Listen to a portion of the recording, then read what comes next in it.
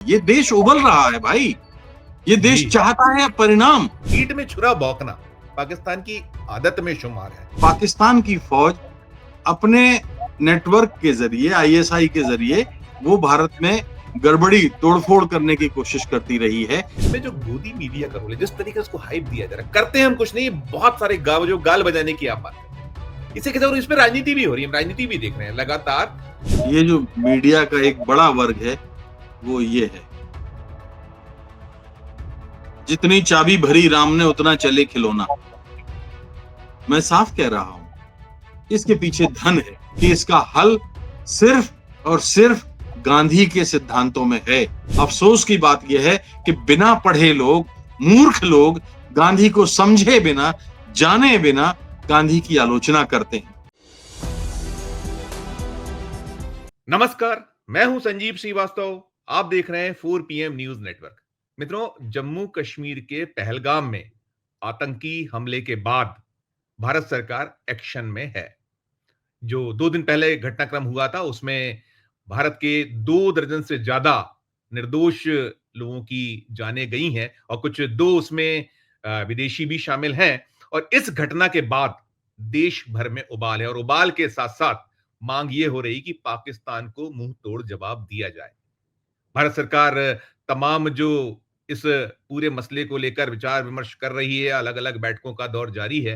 प्रधानमंत्री नरेंद्र मोदी सऊदी अरब की यात्रा छोड़कर वापस लौटे थे और इसके साथ साथ और भी जो यात्राएं थीं, यहाँ भारत के कुछ अलग अलग मंत्रियों की देश में ही वो भी निरस्त हुई। रक्षा मंत्री की एक यात्रा थी, वो निरस्त हुई। और जैसा मैंने कहा कि सिलसिला जारी है, बैठकों का दौर जारी है और क्या कुछ आगे सख्त एक्शन लेना है उसे लेकर कहीं रक्षा मंत्री ने संकेत दिए। लेकिन इन सब के बीच भारत सरकार की ओर से एक मूव हुआ है जिसमें 5 बड़े फैसले लिए गए। एक तो सबसे बड़ा फैसला हम कह सकते हैं, सिंधु जल समझौता जो रोक दिया गया है। ये 1960 में ये समझौता हुआ था और उसके बाद से कई बार ऐसे हालात पैदा हुए जब बेहद बेहद तनाव की स्थितियां रही और साथ साथ कई बार युद्ध जैसी स्थितियां भी पैदा हुई। लेकिन सिंधु जल समझौते को कभी रद्द नहीं किया गया और साथ साथ जो है अभी अटारी वाघा बॉर्डर को बंद किया गया है। पाकिस्तान के जो नागरिक हैं, जो वीजा पे आते हैं, उन्हें भारत छोड़ने के 48 घंटों में आदेश हुए हैं।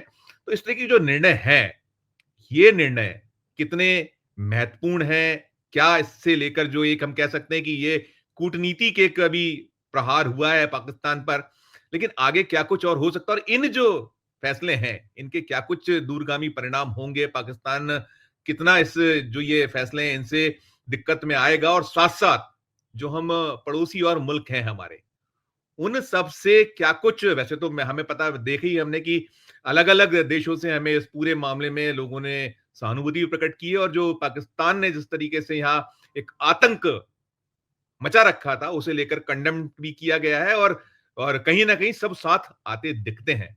लेकिन जो कुछ अभी भारत सरकार का सोच है, उसने मूव किया है, जैसा मैंने कहा, इसके क्या कुछ दूरगामी परिणाम होंगे, क्या क्या, और इसके जो हमारे और पड़ोसी मुल्क हैं उनका साथ कैसे मिलेगा, क्या होगा, इन्हीं सब विषयों पर बातचीत करने के लिए चलेंगे एक बहुत खास मेहमान के पास। जुड़ गए हमसे, हमारे साथ हैं सीनियर जर्नलिस्ट राजेश बादल साहब। 4.5 दशक से ज्यादा का आपका अनुभव है। आप नवभारत टाइम्स, नई दुनिया और अलग अलग बहुत सारे मीडिया प्लेटफॉर्म्स में काम करते रहे हैं और आपने राज्यसभा जैसे टीवी को एक नई पहचान दी थी। और साथ साथ मैं बता दूं कि राजेश बादल साहब ये जो विदेश नीति है या जो कूटनीति है, इन सब पर निरंतर लिखते हैं, निरंतर इस पूरे मसले पे निगाह नजर रखते हैं। ऐसे राजेश बादल जी हैं। राजेश सर, आपका बहुत बहुत स्वागत, आपने समय निकाला। शुरुआत में धन्यवाद संजीव। यहीं से शुरुआत करूंगा राजेश सर की जो ये 5 फैसले हैं, इनमें एक बड़ा फैसला जल समझौता जो रद्द किया गया है, अभी फिलहाल स्थगित किया गया है। कैसे देखें, कैसे लें शुरुआत आपकी पूरे ये जो हुआ है फैसला इस पर?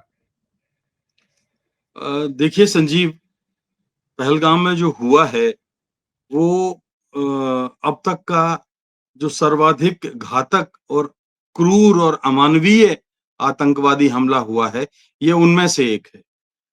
कभी भी हमें जहां तक याद आता है, सेना पर हमले हुए हैं, सुरक्षा बलों पर हमले हुए हैं, टारगेटेड हमले हुए हैं, हिंदुओं पर हमले हुए हैं, कश्मीरी पंडितों पर हमले हुए हैं, लेकिन पर्यटकों पर जो हमला हुआ है वो एक पहली बार हमने सुना है, मतलब मुझे करीब करीब 49 साल पत्रकारिता के हो गए, मुझे नहीं याद आता कि इस तरह से पर्यटकों पर हमला हुआ हो।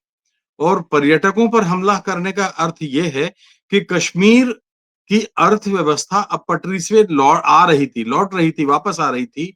लोग अब उससे पैसा उनको मिल रहा था, उनकी जेब भारी हो रही थी और उनकी जिंदगी खुशहाल हो रही थी, ऐसा हमें लगने लगा था। तो ऐसी स्थिति में कोई अपने पैरों पर कुल्हाड़ी क्यों मारेगा? ऐसा कहा जाता है कि कश्मीरी लोगों का समर्थन रहता है अक्सर आतंकवादियों को। तो ये पहली बार हमने देखा है कि कश्मीर में मस्जिदों से इस मामले की निंदा हुई, कश्मीरी संगठनों ने निंदा की, पहलगाम की एसोसिएशन ने निंदा की, और कुल मिलाकर के कश्मीरी अवाम 65 के बाद पहली बार हमने देखा है कि इस तरह से इस ऐसे आतंकवादी हमले के विरोध में खड़ी हुई है। अब आपने जो बात कही है कि जो हम भारत सरकार ने कदम उठाए हैं, वो देखिए पहले भी कदम उठाए गए हैं। अभी बीते दिनों जब हुआ था, आपको याद होगा पुलवामा वाला जब हुआ था, तब भी ऐसे ही कदम उठाए गए थे। तो मैं ये कह रहा था कि जो बाकी फैसले हैं, और भी कुछ 4 फैसले लिए हैं भारत सरकार ने, तो पुलवामा के बाद भी ऐसे ही फैसले लिए गए थे। लेकिन जो जल सिंधु जल नदी का जो समझौता है, जो 1960 का है, लगभग लगभग आप मान के चलिए कि 65 साल पुराना ये समझौता, जंग के हालात में भी कभी नहीं हमने उसको रद्द किया। यानी इसका कारण ये है कि भारत ने हमेशा अपना मानवीय पक्ष नहीं छोड़ा। हमने मानवीय पक्ष तब भी नहीं छोड़ा जब 1971 में पूर्वी पाकिस्तान से कितने शरणार्थी आए थे, लाखों शरणार्थी आए थे, या मेरा ख्याल 1 करोड़ के आसपास शरणार्थी थे, और हमने उनको महीनों तक राशन दिया, खाना दिया। हमारी आर्थिक स्थिति नहीं थी, हम अपने पैरों पर, अनाज पर निर्भर उस समय हुए ही थे। इंदिरा गांधी के जो फैसले हुए थे, उनके कारण हमने अनाज में आत्मनिर्भरता पाई ही थी कि अचानक ये संकट हमारे ऊपर आ गया था। तब भी हमने वो मानवीयता दिखाई।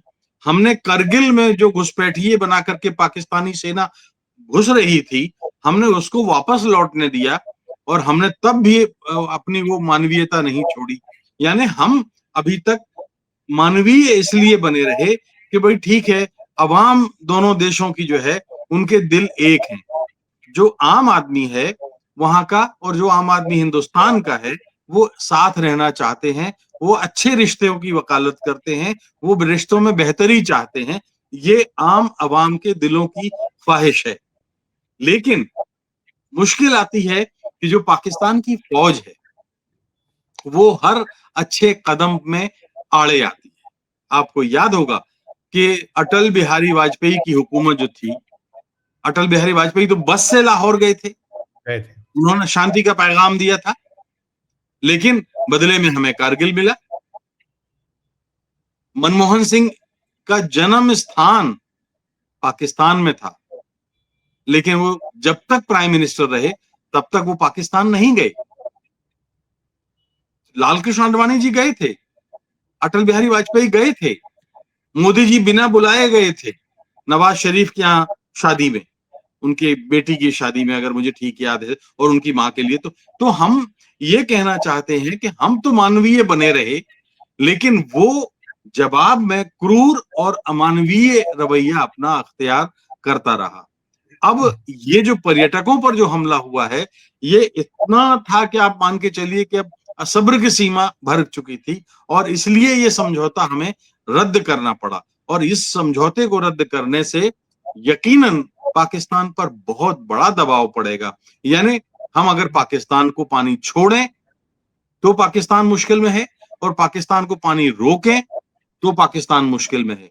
और इसीलिए पाकिस्तान ने आज कहा है, आज सुबह वहां के जो वजीर आजम है शहबाज शरीफ, उन्होंने एक बैठक बुलाई थी, और उन्होंने कहा कि हम भी अपने मौके पर एक उत्तर देंगे। अब देखते हैं क्या उत्तर देते हैं, लेकिन फिलहाल तो पाकिस्तान कटघरे में है, क्योंकि ये जो ब्यास, रावी, सतलुज और चनाब, मैं गया हूं उस इलाके में, जो जहां से वो पानी पाकिस्तान जाता है। हम वहां तक गए, उस बॉर्डर तक गए, बल्कि बॉर्डर के थोड़ा सा आगे तक भी गए हैं। तो हमने देखा है कि वहां ये पानी जो है पाकिस्तान के लिए जीने का एक बहुत बड़ा सहारा है। तो ये समझौता रद्द करना पाकिस्तान के लिए बहुत बड़ा झटका है। जी संजीव। बिल्कुल बिल्कुल, आपने सही कहा। हम जो इसको पढ़ रहे थे, हमने पाया कि 82% के आसपास जो उनकी खेती है इसी पानी पर निर्भर है। 46% रोजगार के जो संसाधन है वहां, वैसे तो पाकिस्तान बहुत बुरे हालात में है, इसी जो कृषि आधारित रोजगार है उस पर निर्भर है। फिर 15% के आसपास जो जीडीपी उनका टोटल है, उसका एक बड़ा हिस्सा, 15% के आसपास का हिस्सा कृषि से होता है। तो निश्चित फंसे तो हैं, लेकिन क्या इतना ही काफी है कि अभी हमको कुछ और भी, क्योंकि हम ये बार बार कहते हैं, आपने जैसा कहा कि अटल बिहारी वाजपेयी जी तो बस लेके गए थे, हमने देखा था वो, और फिर बदले में कारगिल दिया गया। तो पीठ में छुरा भौंकना पाकिस्तान की आदत में शुमार है। तो इतना ही काफी होगा कि आपको लगता है, क्योंकि जैसा अभी आ रहा है निकल के, रक्षा मंत्री ने कहा कि हम बहुत माकूल जवाब देने वाले हैं, देश की जनता देखेगी। क्या आप देखते हैं, क्या संभावना, क्या जवाब संभावनाएं देखते हैं, और क्या हो सकता है होना चाहिए, इस पर भी है। देखिए, दो बातें हैं।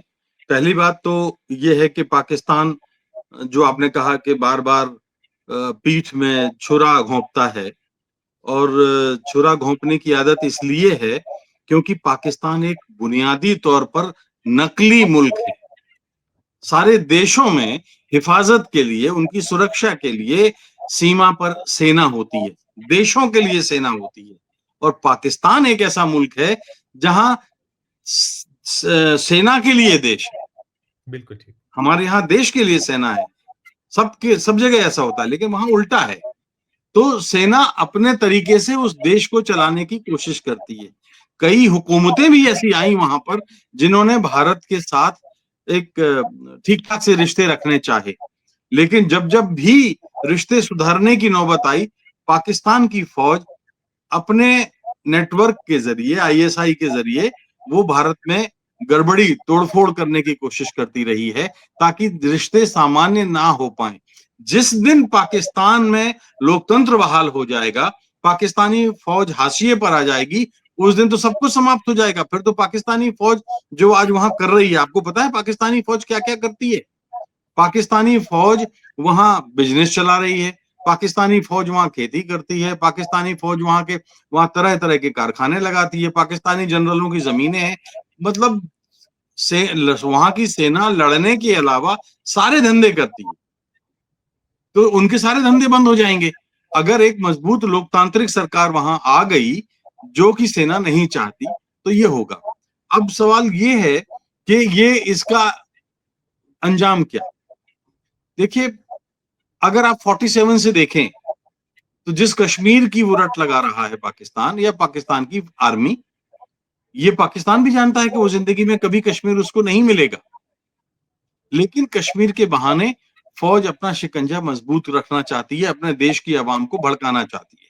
लेकिन आज जो पाकिस्तान की अब नई पीढ़ी आ रही है, वो ये जानने लगी है, और आप ये पाएंगे कि आज आज का जो पाकिस्तान है, उसमें जो नई नस्ल है, वो खुद भी फौज के विरोध में है।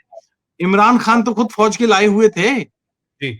वहां जितने भी प्राइम, नवाज शरीफ फौज के लाए हुए थे, शहबाज शरीफ फौज के लाए हुए हैं, इमरान खान फौज के लाए हुए थे, बेनजीर भुट्टो फौज की लाई हुई थी, भुट्टो साहब फौज के लाए हुए थे, सारे प्राइम मिनिस्टर फौज के लाए हुए थे। और देखिए, ज्यादातर उनमें ऐसे निकले जिन्होंने फौज से रार उनकी ठन गई, और उन्होंने उसी फौज से रिश्ता उन्होंने तोड़ दिया।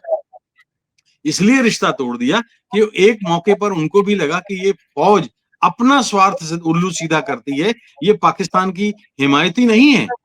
मैं एक उदाहरण बताता हूं आपको, लेकिन मैं ये उदाहरण थोड़ा सा, और इसका उदाहरण को आगे उत्तर दूंगा। मैं आपको ये कहना चाहता हूं कि देखिए, जवाबी कार्रवाई हमने की इस पहलगाम वाले घटना के बाद। इस जवाबी कार्रवाई में वीजा रद्द करने से क्या होगा, अटारी बाघा बॉर्डर बंद करने से क्या होगा? वही बात सीधे अवाम के दिलों पे असर पड़ता है। अवाम विरोधी नहीं है।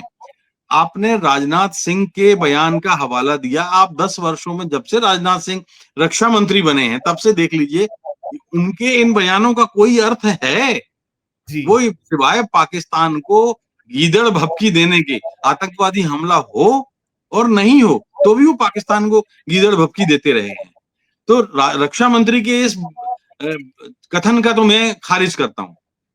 ठीक। देखिए, अगर करना है, मैं एक उदाहरण देता हूं। कोई छिपा हुआ तथ्य अब नहीं है कि बांग्लादेश हमने बनवाया, जी। और जो कार्रवाई होती है वो ये नहीं बताई जाती है कि कार्रवाई में हम क्या करेंगे, हम ये करेंगे, हम वो करेंगे, हम ये करेंगे। खामोशी के साथ इंदिरा जी ने वो कूटनीति अख्तियार की, गोपनीयता अख्तियार की, रणनीति बनाई और खेल हो गया। ये अजीब सी बात है कि ये लोग जब से सत्ता में आए हैं, तब से जो करते नहीं हैं उससे ज्यादा गाते हैं। आते हैं। डिफेंस के मसले में, देश के सीमा के मसलों पे कभी चीजें पता नहीं लगने दी जाती। यहां तो मीडिया में पहले आ जाती हैं खबरें। तो ये जो चीजें हैं, ये सबसे बड़ा नुकसानदायक, इनके इनके नीति निर्धारकों को ध्यान रखना पड़ेगा कि जो उन्हें करना है वो बड़ी खामोशी के साथ किया जाना चाहिए। बोलने से क्या होगा?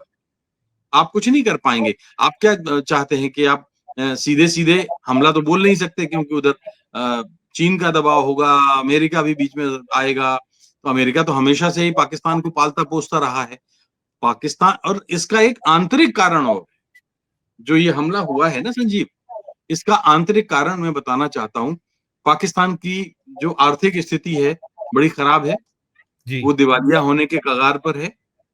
पाकिस्तान में महंगाई इतनी अधिक है, 500 रुपए किलो जहां पर शक्कर मिल रही हो। अभी मेरी एक पाकिस्तान के एक मित्र से बात हो रही थी, वो कह रहे थे कि आपका जो 1000 रुपया है, हमारे यहाँ 5000 रुपए के बराबर है।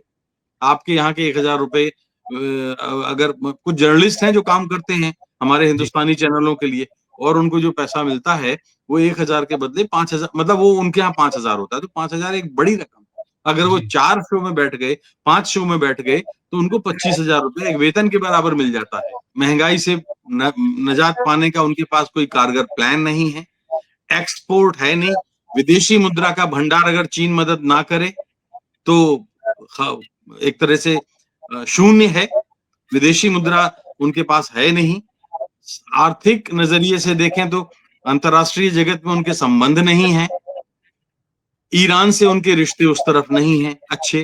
पड़ोसियों वाला में देख लीजिए ना, ईरान से संबंध अच्छे नहीं है, अफगानिस्तान से संबंध अच्छे नहीं है, भारत से संबंध अच्छे नहीं है।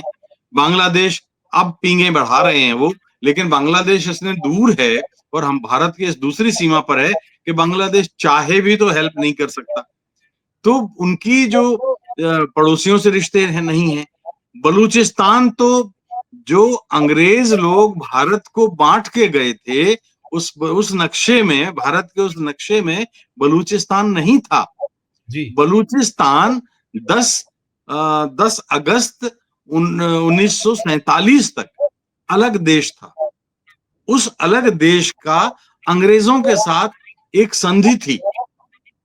जो बलूचिस्तान की जो कलात संसद थी और वहां का जो नवाब था, नवाब बुगटी, उसमें उसने अंग्रेजों से एक संधि की हुई थी, और वो संधि ये थी कि आपकी रक्षा, आपकी विदेश नीति, यानी बलूचिस्तान की, वो अंग्रेज उसकी हिफाजत करेंगे, बाकी आप अपना देश संभालो। तो जब अंग्रेज जाने लगे तो अंग्रेजों ने कहा, नवाब बुगटी साहब अब हम जा रहे हैं, और आप जो है ये अपनी रक्षा संधि और विदेश नीति और जो भी आप संभालो। तो इस तरह से बलूचिस्तान अलग देश, स्वतंत्र देश था। जब मोहम्मद अली जिन्ना साहब ने वहां पाकिस्तान बनवाया तो आकार बहुत छोटा सा था। तो उन्होंने तो, बल्कि जिन्ना साहब का कथन था, बड़ा पॉपुलर कथन है, आप जानते होंगे कि हमको माचिस की डिबिया के बराबर भी पाकिस्तान दे दोगे तो चलेगा, लेकिन हमको चाहिए अलग मुल्क। तो जी। उन्होंने बलूचिस्तान को धोखा दिया, भरमाया, और कहा कि जो अंग्रेजों के साथ तुम्हारी संधि थी वही पाकिस्तान आपके साथ करना चाहता है। रक्षा और विदेश नीति हम आपकी रक्षा बनाएंगे।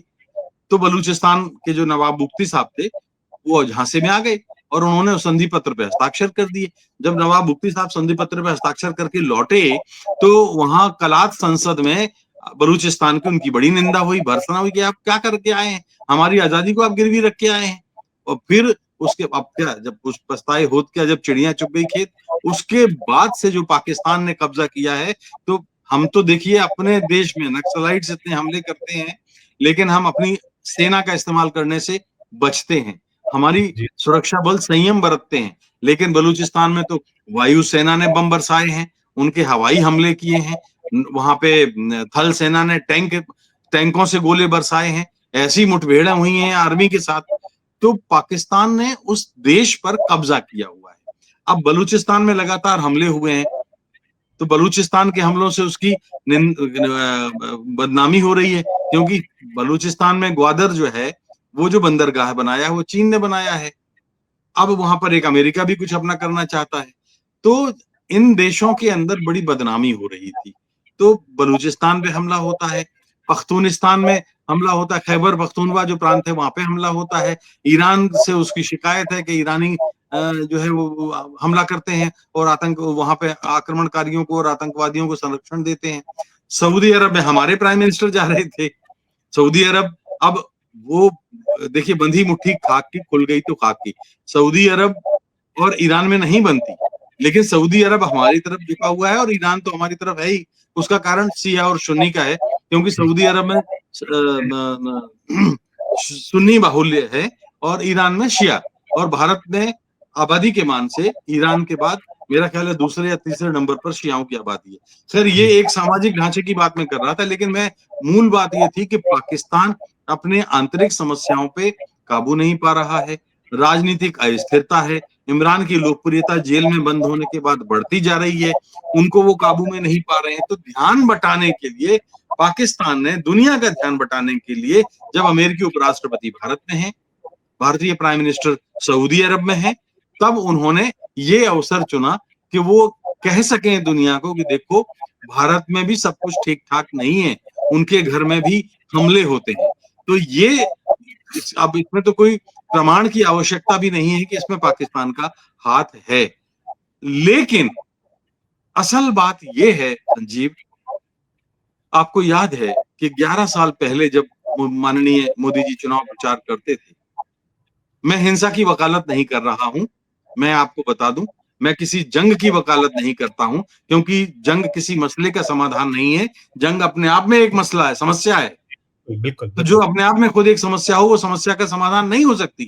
लेकिन वक्त पड़े तो फिर सारे हथियार किसी देश को अपनी हिफाजत में खोलने पड़ते हैं, रखने पड़ते हैं।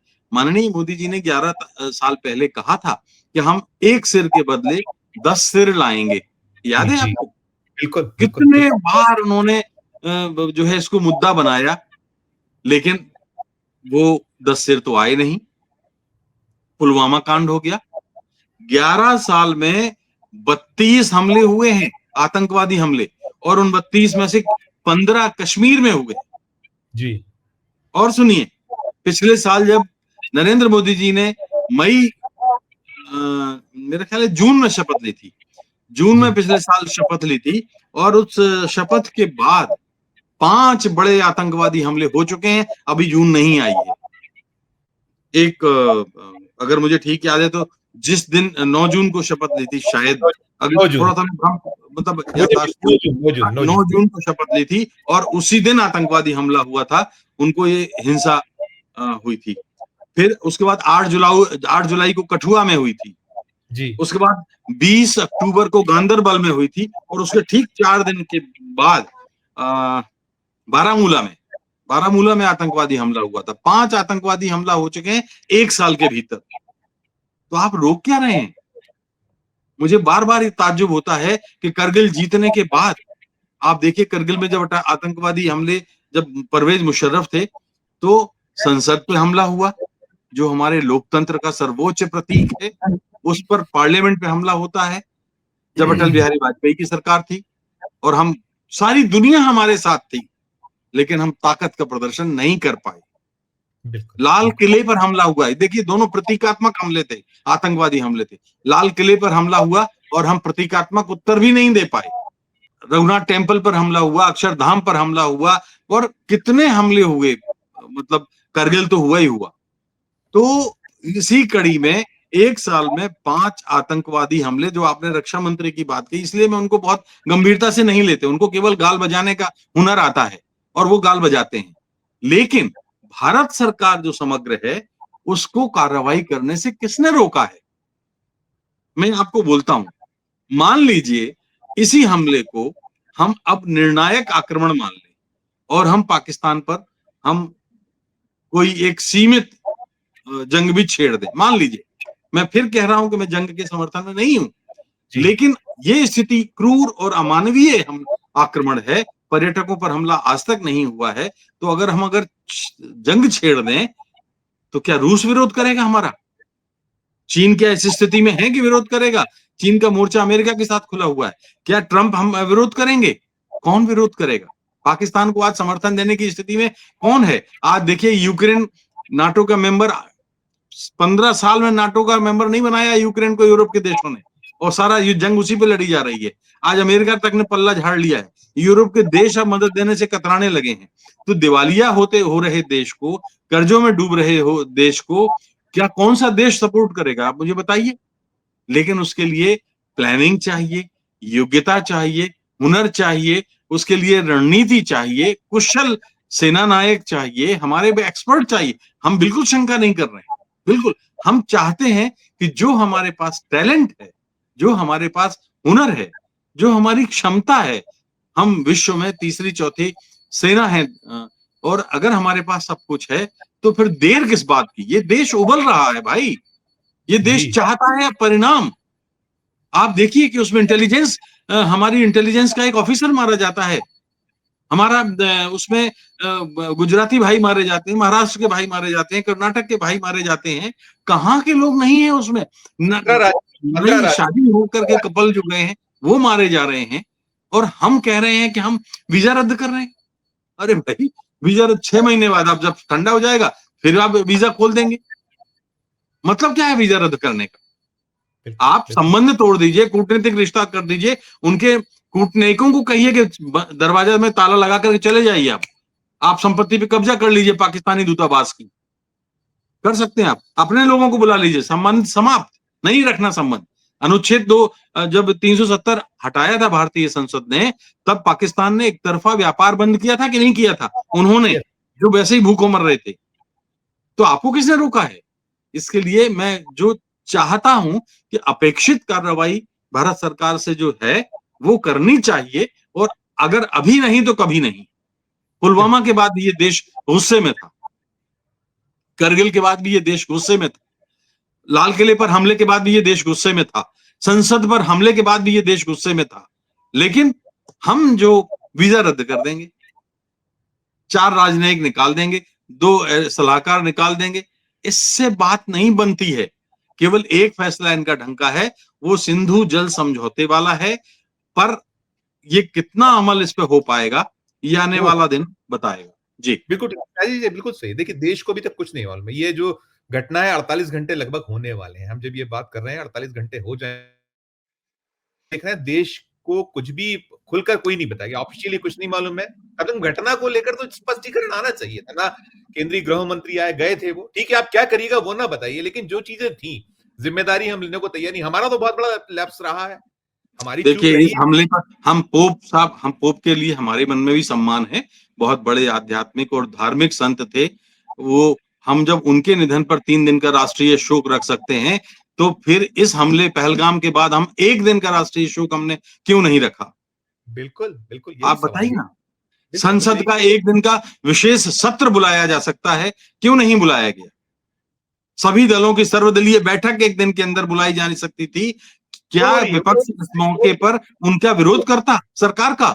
प्रतिपक्ष की बैठक क्यों नहीं बुलाई गई? सर्वदलीय बैठक क्यों नहीं बुलाई गई? आपने सारी सीमाओं पर अपनी तैनाती, जो खैर हो रही होगी मुझे नहीं पता, और सेना की गतिविधियां हम जानना भी नहीं चाहते। अच्छा है अगर चल रही हैं तो बढ़िया बात है, लेकिन आज ही की खबर है कि कराची से उन्होंने सारे अपने लड़ाकू विमान जो चीन के दिए हुए हैं वो पाकिस्तान ने तैनात कर दिए हैं। यानी शायद पाकिस्तान को लग रहा है कि अब हम कोई आक्रमण कर सकते हैं।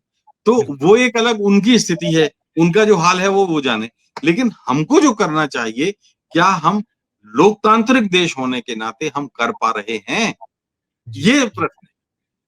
बिल्कुल। राय जी, एक चीज और भी है, देखिए, हम जब बालाकोट की बातें हुई थी, बहुत बड़ी-बड़ी बातें की, बालाकोट में हमने घुस के मार दिया, स्ट्राइक कर डाली, और इतने हमने 300 उनके जो वहां जो लॉन्च पैड थे वो उसको नेस्तनाबूद, तमाम बातें थी, लेकिन उसका खुल के कुछ आज तक नहीं आया। 5 साल हो रहे हैं और हम ये बार-बार देखते हैं कि बातें बहुत होती है, लेकिन जो आपने कहा कि हम अमल नहीं कर पाते। तो वो जो है, देश को कुछ तो बताइए, आप कुछ नहीं बताना चाहते भाई। अब बीत जाए तब तो बता दीजिए। आप केवल बातें बातें और बातें हो रही हैं। आपने यही कहा था कि कश्मीर पूरी तरीके से अब अंडर कंट्रोल है, आतंकवाद हमने बिल्कुल 370 और 35A को जब से हमने वो किया है, वापस लिया है, तो खत्म हो गया है। लेकिन ये हादसे और उसके बीच में भी हुए, छुपाना छुपाना और छुपाना हो रहा है। इस पर आपकी भाई तरीके।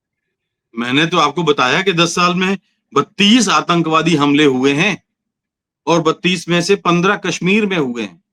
आपने नोटबंदी करी, कहा कि आतंकवादियों को पैसे पहुंचते थे, अब पैसे पहुंचना बंद हो जाएंगे तो आतंकवाद की कमर टूट जाएगी। कमर नहीं टूटी। हमने वहां पे के पूर्ण राज्य से हटा करके और उसको केंद्र शासित राज्य में बना दिया, कहा कि आतंकवाद की कमर टूट जाएगी, नहीं टूटी। हमने उसके टुकड़ों में बांट दिया, लद्दाख को अलग, लेह को अलग कर दिया, लद्दाख को अलग कर दिया, कहा कि आतंकवाद की कमर टूट जाएगी, नहीं टूटी। हमने वहां की विधानसभा को भंग करके और वहां के बहुत सारे नेताओं को जेल में डाला, महीनों तक डाला, कहा कि अब इससे आतंकवादियों को संरक्षण नहीं मिलेगा, नहीं बंद हुआ। तो मैं ये कह रहा हूं जो कदम उठाए गए इसका मतलब शायद उनमें कोई वो पर्याप्त नहीं थे, और अगर पर्याप्त थे तो फिर ये हमला नहीं होना चाहिए था। आपने सेना क्यों हटाई थी? वहां पर वहां की खबरें हैं कि पहलगाम में हफ्ते में एक दिन गश्ती होती थी वहां पे, क्योंकि वो दो पीसफुल एरिया था। हफ्ते में अरे दो बार भाई भी होता, हफ्ते में 2 बार मैं भी होती थी। आपको, हाँ हफ्ते में हफ्ते में एक दो बार या 2 बार होती थी। मैं आपको बताऊं, पीसफुल होने का अर्थ सर्वाधिक संवेदनशीलता है। जी। मध्य प्रदेश में जब छत्तीसगढ़ अलग नहीं हुआ था, तब नक्सलवादी उन इलाकों में रहते थे, जिन इलाकों में रहते थे वहां बिल्कुल शांति रहती थी, क्योंकि वो उनका शेल्टर एरिया था। वो हमले करते थे दूर जाके। तो इसका मतलब क्या माना जाए कि बालाघाट बहुत बढ़िया, वो बालाघाट में नक्सलवादी नहीं थे। डाकू जिस इलाके में रहते हैं, अब तो डाकू नहीं रहे उस तरह से चंबल के बीहड़ों में, लेकिन डाकू जहां हुआ करते थे बीहड़ों में, मान लीजिए कि मध्य प्रदेश के इलाके में है, तो वो हमला करते थे इटावा में जाकर के। मध्य प्रदेश में अपने चुपचाप पड़े रहते थे, तो मध्य प्रदेश पुलिस ये सोचती थी कि हमारे ऊपर तो हमला ही नहीं हुआ, हमारे ऊपर हमें कोई डकैती नहीं पड़ी, हमारे यहाँ शांति है, तो बहुत शांतिपूर्ण इलाका है। तो ये चीज है कि पहलगाम अगर शांतिपूर्ण था तो ये मुझे लगता है कि बारूद के नीचे का ढेर था, और वहां लोग बाहर से आ गए, 3 लोग बताए जाते हैं कि परदेसी थे। धर्म पूछा, उन्होंने पैंट खुलवाई और फिर गोली मारी। क्रिश्चियन भी थे, सिख, परदेसी भी थे, विदेशी भी थे। तो जब विदेशी, मेरे ख्याल एक इजराइल का था और दूसरा शायद किसी और देश के थे, तो यूएई का, यूएई। वो जब उन्होंने बेचारे बेकसूर लोगों ने जान गंवाई, तो हमें क्या कुछ नहीं करना चाहिए? आज एक अमेरिकी सैनिक कहीं मारा जाता है तो अमेरिका देख लीजिए उसको किस तरह से गंभीरता से लेता है। अमेरिका अतीत गवाह है, अब चूंकि विषयांतर हो जाएगा, विषय बदल जाएगा, नहीं तो मैं आपको कहानियां सुनाऊं कि कहां कौन सा देश अपने एक सैनिक के बदले में क्या काम करता है। वही हम आपने कहा कि दावा दावा करते हैं एक के बदले 10 सिर ले आएंगे, 10 के बदले 100 सिर ले आएंगे, लेकिन क्या कर पा रहे हैं? कनाडा से हमारे संबंध छिटके आतंकवाद को खुलकर समर्थन देता रहा, हमने स्टैंड लिया, प्राइम मिनिस्टर हट गया, ठीक है। अब जो नए प्राइम मिनिस्टर आएंगे वहां पे 28 तारीख को, आप मान के चलिए कि उनके साथ भी क्या हमारे वैसे रिश्ते रहेंगे? ये मैं आने सर वाला वक्त बताएगा। मैं माफी चाहता हूं, मैं इसी पे आता हूं, मैं आपको करूंगा उस पर ही बात। मैं सर इसमें आप कह रहे हैं कि चीन फंसा हुआ है या बांग्लादेश की स्थितियां खराब हैं, तमाम है, बावजूद इसके क्या भारत जिस स्थिति में है, जो उसकी ओर से कहा जा रहा है कि हम माकूल जवाब देंगे, तो ऐसे में इनका क्या रोल हो सकता है दोनों देशों का, चीन बांग्लादेश, कि हमारे रिश्ते इनसे अच्छे नहीं रहे, अच्छे नहीं है बहुत। आपको मैं, इतिहास बहुत कुछ सिखाता है। चीन एक बहुत चालाक, चतुर कारोबारी है, व्यापारी है। वो दूसरे के मामलों में टांग नहीं अड़ाता है। जब 1971 का जंग भारत और पाकिस्तान की हुई, तो चीन ने एक अल्टीमेटम दिया था 24 घंटे का, और श्रीमती गांधी ने कहा कि तुम्हारा अल्टीमेटम की पुड़िया बना के रखो। अल्टीमेटम का कुछ नहीं हुआ। अमेरिका ने कहा था कि आपने पाकिस्तान पे हमला किया है, हम अपना जंगी बेड़ा भेजेंगे। इंदिरा गांधी ने कहा कि भेज दो। इधर से रूस ने हमारे समर्थन में, सोवियत संघ था उस समय, सोवियत संघ ने भेजा हमारे समर्थन में। अमेरिका ठेंगा, कुछ नहीं कर पाया। रूस हमारे साथ खड़ा रहा, लेकिन रूस, ऐसा नहीं था कि रूस के समर्थन के कारण हम जीते थे। अरे रूस पर तो 60 के दशक में चीन ने हमला कर दिया था, आपको पता है? 60 के दशक में, तभी इंदिरा, 69 के आसपास की बात है, मैं तारीख आगे पीछे कर रहा हूं, 69 के आसपास चीन ने रूस के, सोवियत संघ के कुछ द्वीपों पर हमला किया, और तब दोनों देशों की सेनाओं में 8 या 9 महीने तक जंग चली, और सोवियत संघ को अपने कुछ द्वीप गंवाने पड़े थे। उस समय इंदिरा गांधी प्राइम मिनिस्टर थी, और तब रूस के विदेश मंत्री या रक्षा मंत्री भारत आए थे, और भारत से कहा था कि हमसे रक्षा संधि करो, और जब भारत से रक्षा संधि की तब चीन विड्रॉ हुआ था। तो ये चीन है।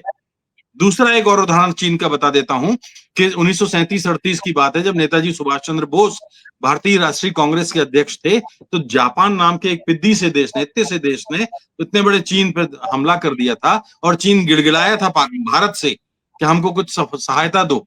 रूस के साथ गिड़गिड़ाया। रूस ने अपने 5000 पैराशूट से सैनिक उतारे, अपनी फौज भेजी, तब चीन को बचाया था। भारत ने डॉक्टर भेजे, भारत ने नर्सें भेजी, भारत ने 5000 रुपए नकद भेजे थे उस समय। ये 1937-38 की बात है। तो भारत से गिड़गिड़ाए थे वो। तो चीन पाकिस्तान की मदद करने वाला नहीं है। अगर वो देख लेता है, हम पिछले बार, और दूसरा, हमने इतिहास में दरअसल अपनी जंगों में विजय को हमने अपनी पाठ्य पुस्तकों का हिस्सा नहीं बनाया। हमने चीन के साथ भी एक शानदार जंग लड़ी थी, और हम उसमें, हमने चीन को बहुत धूल चटाई थी। 4 दशक पहले की बात है। लेकिन हम आज हिंदुस्तानी जानते हैं? नहीं जानते। पाकिस्तान ने कच्छ में हमला किया था 1965 में, फरवरी में। वो जंग कैसे लड़ी गई थी, हालांकि उसमें हम थोड़ा सा अच्छी स्थिति में नहीं थे, लेकिन क्या हमारे बच्चे जानते हैं कि 1965 में हमने कच्छ के रण में जंग लड़ी थी? तो बात, लेकिन आपकी जो चीन की है, चीन को कुछ नहीं करेगा। चीन को अपने ग्वादर बंदरगाह की अलबत्ता चिंता रहेगी। वो भारत से पर्दे के पीछे ये चाहेगा कि ग्वादर छोड़ दो आप, बाकी अब पाकिस्तान को जैसे निपटना है निपटो। तो चीन नहीं करेगा। दूसरा, आप बांग्लादेश की बात कर रहे हैं, हम तो दोनों सीमाओं पर लड़ सकते हैं, लेकिन बांग्लादेश किसी सीमा पर नहीं लड़ सकता। बांग्लादेश की स्थिति देखिए ना, आप नक्शा देखें तो एक बीच में ऐसा बनता है, अगर हमने उसको चारों तरफ से घेर के काट दिया तो बांग्लादेश की मदद कौन कर पाएगा? आज श्रीलंका हमारे साथ जो है, चीन से उसने बहुत पैसा खाया है महिंद्रा राजपक्षे ने अपने चुनाव में, लेकिन साथ हमारे देने को मजबूर क्यों है? क्योंकि वो चारों तरफ से पानी से घिरा हुआ है, और केवल भारत है जो रक्षा कर सकता है उसकी, चीन नहीं रक्षा कर सकता। तो हमें कूटनीतिक, भौगोलिक, रणनीतिक चीजें देखनी पड़ती हैं। लेकिन मैं नहीं जानता कि हमारे यहाँ कितनी स्तर पर क्या सोचा जा रहा है, पर लोग, इस देश के लोग, 150 करोड़ लोग अब ये चाहते हैं कि इस मसले का स्थायी समाधान होना चाहिए। ये कश्मीर का मामला भी स्थायी तौर पर निपटना चाहिए। यकीन मानिए, अगर मोदी जी ने ऐसा कुछ कर पाया तो वो चक्रवर्ती सम्राट हो जाएंगे। अफसोस की बात यह है कि वो नहीं कर पा रहे हैं। एक साल में 5 आतंकवादी हमले, पांचों कश्मीर में। 35 आतंकवादी हमले 10 साल में, 15 हमले कश्मीर में। कैसे आप कहते थे कि हम आतंकवाद से रक्षा करेंगे? बिल्कुल, बिल्कुल।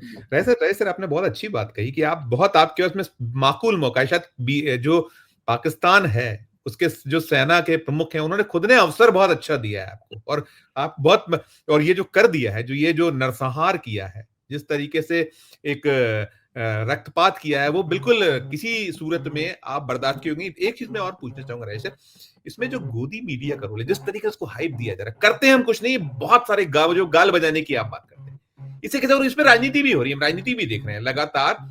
एक तो बड़ा गंदा सा रूप आया था छत्तीसगढ़ से जो निकल गया है कि उसने जाति पूछी, उसने धर्म पूछा, जाति नहीं पूछी। इसमें भी राजनीति, दोनों पर आपकी छोटी छोटी प्रतिक्रिया। ये देखिए, ये जो मीडिया का एक बड़ा वर्ग है वो ये है, जितनी चाबी भरी राम ने उतना चले खिलौना। मैं साफ कह रहा हूं, इसके पीछे धन है। तो महात्मा गांधी ने, मैं यहाँ कोट करूंगा, महात्मा गांधी ने एक बार अंग्रेजी हुकूमत के बारे में सबसे तीखी टिप्पणी की थी, बांझ और वेश्या। आप कल्पना कर सकते हैं, महात्मा गांधी ने ये लैंग्वेज यूज की थी। तो मैं ये कहना चाहता हूं कि हमारे मीडिया में भी अब लगभग वैसी ही स्थिति बन गई है। हमारा वैचारिक आधार नहीं रहा, हमारा सोच नहीं रहा, हमारी रीढ़ की हड्डी नहीं रही। तो एक कारण तो ये है। दूसरा, ये जो आप कह रहे हैं कि जो चीजें लाई जा रही हैं, प्रचार बहुत हो रहा है, गाल बजाए जा रहे हैं, होता कुछ नहीं है। क्योंकि मीडिया ने भी एक वर्ग ऐसा है जो सनसनी फैलाना चाहता है। आप देखिए कि यूट्यूब पर ये तमाम सारे प्लेटफॉर्म जो हैं सोशल मीडिया और डिजिटल मीडिया के, उन प्लेटफॉर्म पे जो आपके जो थंबनेल बनते हैं, जो शीर्षक बनते हैं, शीर्षक कुछ और होते हैं। जब उस शीर्षक को पढ़ के कोई दर्शक देख लेता है तो उसमें अंदर कुछ नहीं मिलता। तो ये जालसाजी है, धोखाधड़ी है, 420 है। हम अपने दर्शक के साथ ये धोखा कर रहे हैं। अगर आपके शीर्षक में जो बात है अगर खबर में नहीं है तो मतलब क्या होगा? अखबार को तो हम गालियां देते हैं ना, अरे यार शीर्षक में जो बात है वो तो है ही नहीं अंदर में खबर में। तो ये तो धोखाधड़ी है जी। बिल्कुल, बिल्कुल। दूसरी चीज़ ये भी है राय सर, अभी आपने कहा, हम ये भी देख रहे हैं कि अब इवेंट्स का इस्तेमाल होने लगा। हम अभी देखिए 48 घंटे हुए हैं। राजनीति की बात हुई, हमने ये विद्रूप रूप देखा, और अब पूरे देश में हमने इसके पहले भी देखा। देखिए जो पुलवामा हुआ था, पुलवामा के हमने जो इसके लाभ होते हैं, जो राजनीतिक लाभ हानि होती है, वो हमने उसको पाया था। अभी इस मसले पर भी हम देख रहे हैं किस तरीके से इसको जो रूप दिया जा रहा है। ये नहीं बताया जा रहा है कि वहां वो एक कश्मीरी वो जो युवक था, मुस्लिम युवक, उसने बचाने की कोशिश की, वो भिड़ गया, उसने अपनी जान गंवा दी। बहुत से लोगों ने अपने घरों में रुकने का ऑफर किया, खाना लाके दिया, बचाने के प्रयास किए, मुस्लिम समुदाय ने। ये जो रूप है, इस पर आपकी टिप्पणी? आपको मैंने कहा ना कि 1965 की जंग के समय कश्मीरी लोग भारत की सेना के साथ लड़ रहे थे, कंधे से कंधा मिला के पाकिस्तान की फौज के साथ। कबायली युद्ध में कश्मीरी लोगों ने खदेड़ा था पाकिस्तानियों को। और ये एक सकारात्मक, सद्भाव भरा वातावरण है जो कश्मीर की कथा, एक जो सकारात्मक कथाएं हमको मिलती हैं, देश देख के दुख भी होता है और ठंडक भी मिलती है कि अभी भी मानवता हमारे बीच में जीवित है।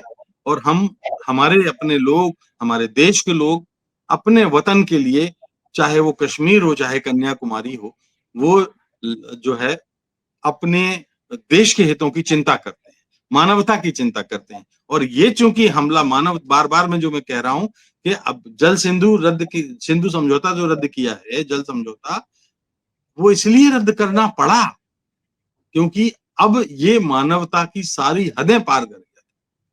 पुलवामा के बाद हम सोचते थे कि शायद जो स्ट्राइक हमने की थी वो एक छोटी सी स्ट्राइक थी, लेकिन वो एक संदेश था पाकिस्तान के लिए कि शायद वो सबक सीखे। लेकिन सबक उसने सीखा नहीं।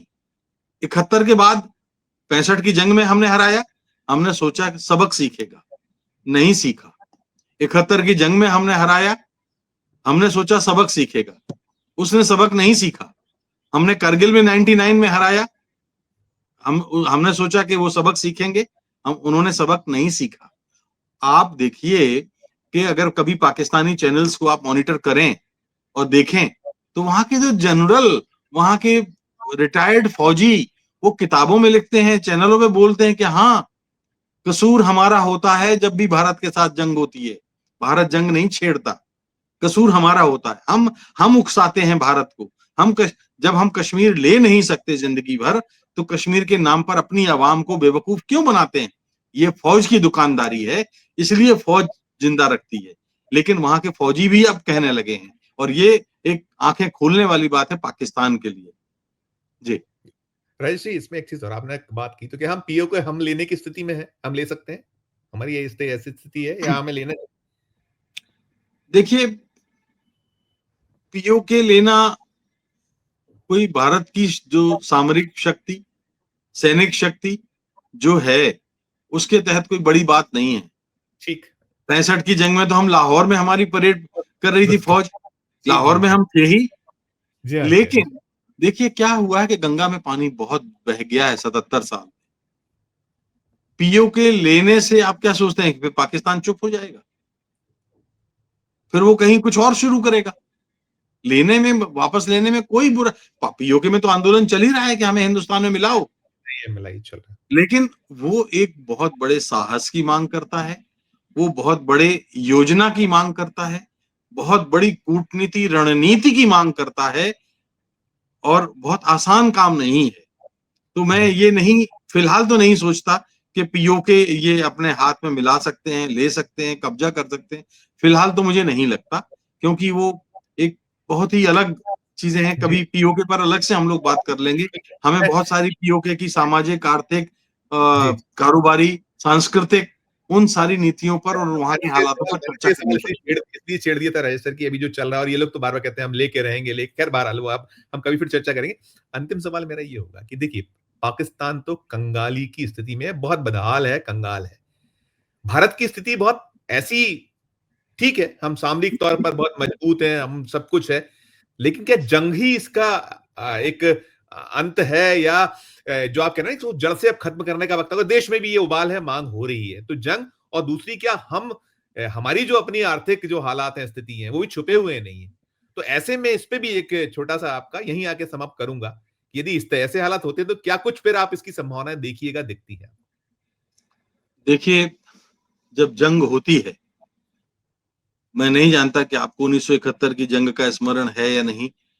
मुझे तो स्मरण है, क्योंकि हम किशोर थे उस वक़्त, और जंग के बाद जो स्थितियाँ हुई थी, 65 का तो मुझे, हम लोग जब लाल बहादुर शास्त्री की डेथ हुई तब हम लोग प्राइमरी स्कूल में रहे होंगे।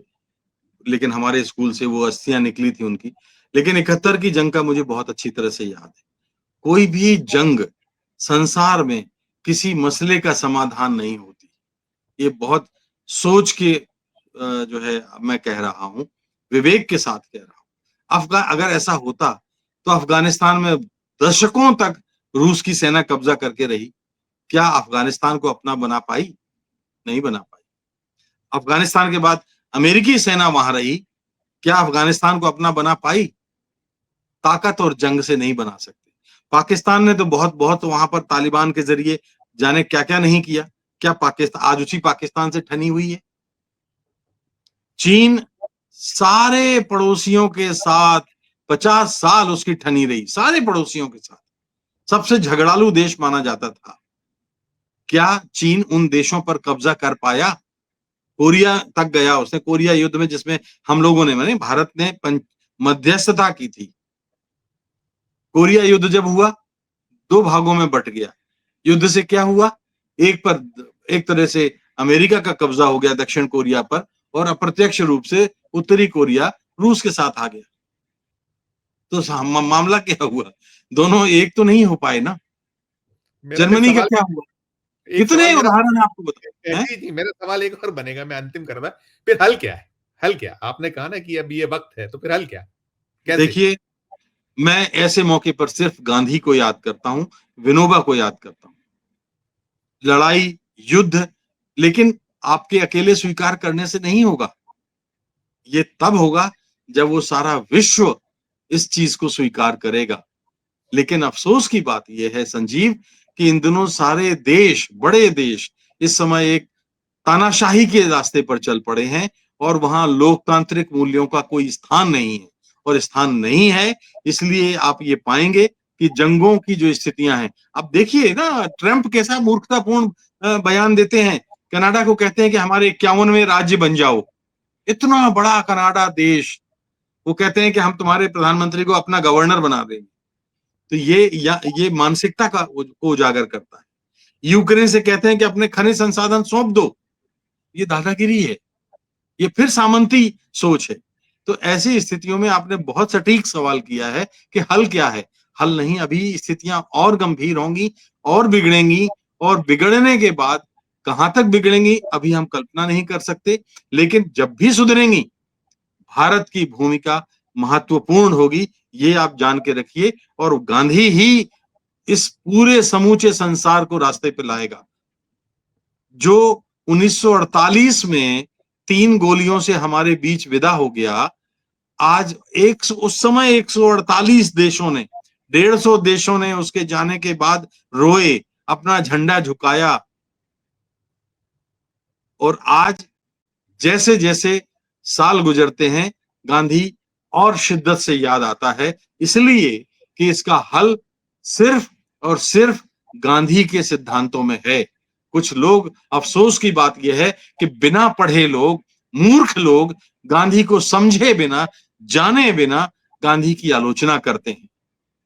उन्हें नहीं पता कि मैं कई बार जाता हूं और व्याख्यानों में जाता हूं और छात्र पूछते हैं कि गांधी ने बंटवारा कराया था। अरे गांधी ने तो कहा था कि मेरी लाश पे बंटवारा होगा। अब होगा, विषयांतर होगा, लंबी कहानी है, मैं कभी सुनाऊंगा उसको। लेकिन मैं ये कहना चाहता हूं कि गांधी को इस देश में बदनाम करने की का एक षड्यंत्र चल रहा है। हम गांधी के साथ ऐसा लगता है कि अपने आप से विद्रोह कर बैठे हैं। सारा हमारी महंगाई का हल, हमारी बेरोजगारी का हल, एक बार गांधी को पढ़ तो लीजिए। उनका ग्राम स्वराज पढ़ लीजिए, ग्राम राज पढ़ लीजिए, हिंद स्वराज पढ़ लीजिए, उनकी अपनी गाथाएं पढ़ लीजिए। सब में वो जो आज भारत की समस्याएं हैं, उनके साहित्य में है, समाधान है।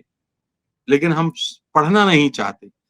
किसी ऊपर से अदृश्य ताकत ने आपको कह दिया गांधी की बुराई करो, गांधी की बुराई करने लग जाते हैं बिना जाने।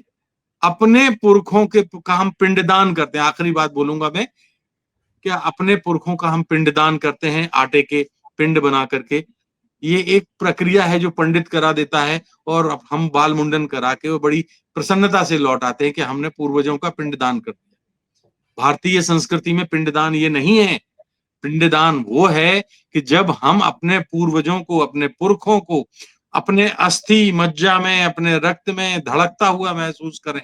उन्होंने जो हमको सिखाया है वो हम कंटिन्यू करें, और पिंड जब होते हैं तो हम उनको इस अवसर पर याद करें कि श्रीमान, हम आपसे कृतज्ञ हैं। कृतज्ञ नहीं हैं हम, लेकिन हुआ उल्टा है, हम कृतज्ञ ना होकर कृतज्ञ हो गए। तो पिंडदान, असली पिंडदान वो है जो हम नहीं कर रहे हैं और जो हमें करना चाहिए। जी बिल्कुल नहीं राजेश भाई, आपने बहुत तफसील से चीजें की और आपने ये स्पष्ट कर दिया है कि जो अभी हम जिस स्थिति में खड़े हैं, या जहां पर आके आप इस मोड़ पे पूरा का पूरा, चाहे वो हिंदुस्तान, पाकिस्तान या दुनिया में जो कुछ चल रहा है वो भयावह है। और यदि इसमें हमने वक्त रहते चीजों को, जो आपने कहा कि गांधी वाली राह, वो शायद हम उसी को अगर अपना लेंगे, अंगीकार कर लेंगे, तो शायद बात बन सकती है। वरना अभी तो हालात बिगड़ने और बदतर होते चले जाने हैं। बहुत अच्छा आपने पूरा का पूरा एलोबरेट किया। और ये जो 5 समझौते, जो 5 जो पाबंदियां हैं भारत की, उसको लेकर भी आपने स्पष्ट कर दिया है कि एक वो जो सिंधु जल समझौता, उसको छोड़कर बाकी बहुत कोई ऐसा कारगर नहीं है जिससे कि बात फिलहाल बन सकती होगी। और क्या कुछ आगे होगा वो सामने आएगा। अच्छी और शानदार आपकी जो हमारे दर्शकों को आप समझाया आपने। बहुत बहुत धन्यवाद, बहुत बहुत आभार। धन्यवाद संजीव जी। ये थे राजेश बादल साहब, जो हम बात कर रहे थे कि जो कुछ हुआ है पहलगाम में, वो जो एक जिस तरीके से नरसंहार हुआ और जिस तरीके से मानवता को एक तरीके से कुचल दिया गया, वो नाकाबिले बर्दाश्त है। और जो कुछ इसमें होना चाहिए, वास्तव में क्या कुछ होना चाहिए, राजेश जी ने बता दिया है।